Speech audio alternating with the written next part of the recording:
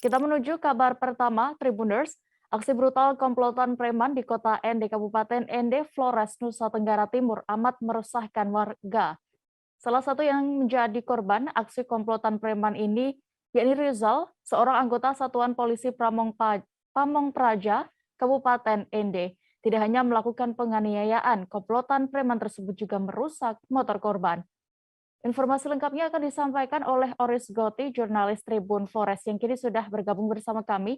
Halo rekan Oris, bagaimana bisa Anda informasikan terkait kondisi terkini dari anggota Satpol PP yang mengalami penganiayaan tersebut dan juga bagaimana kronologinya? Ya, dia.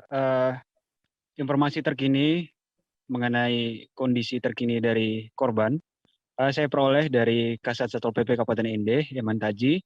Nah, dia menerangkan bahwa korban memang sempat dirawat intensif di Rumah Sakit Umum Daerah Kabupaten Ende.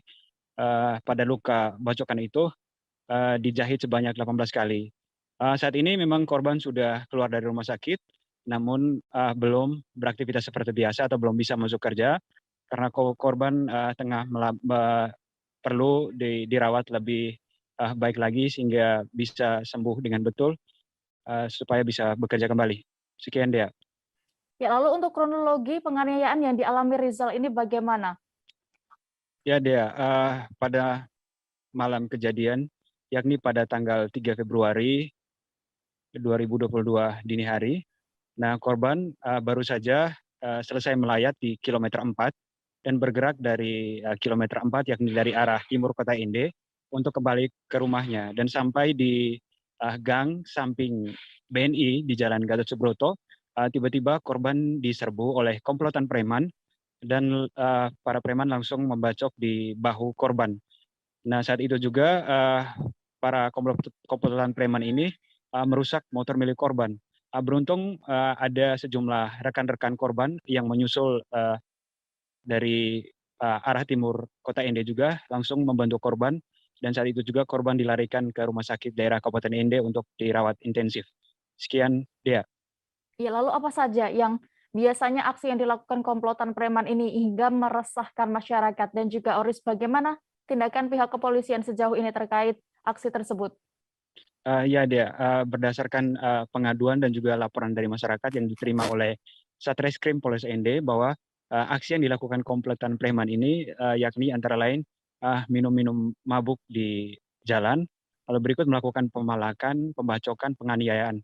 Bahkan dalam catatan Satreskrim sendiri, mereka ini sudah beberapa kali melakukan aksi brutal. Lalu salah satu di antara mereka juga pernah terlibat dalam kasus penganiayaan pada 2013 silam dan pernah dipenjara. Dan pihak Satreskrim Polres Ende sendiri pada 8 Februari 2022 sudah melakukan penangkapan kepada komplotan preman itu. Tercatat ada 5 yang ditangkap, termasuk pemimpinnya yakni berinisial SH berumur 35 tahun. Dan saat ini mereka sudah ditahan di Polres Ende dan menurut keterangan AKP Yohanes Suhardi, Kastreskrim Polres Ende, dia menerangkan bahwa saat ini tengah dilakukan tahap penyelidikan dan mereka juga masih memburu beberapa komplotan preman yang belum sempat ditangkap. Sekian, Firda. Sekian dia. Baik.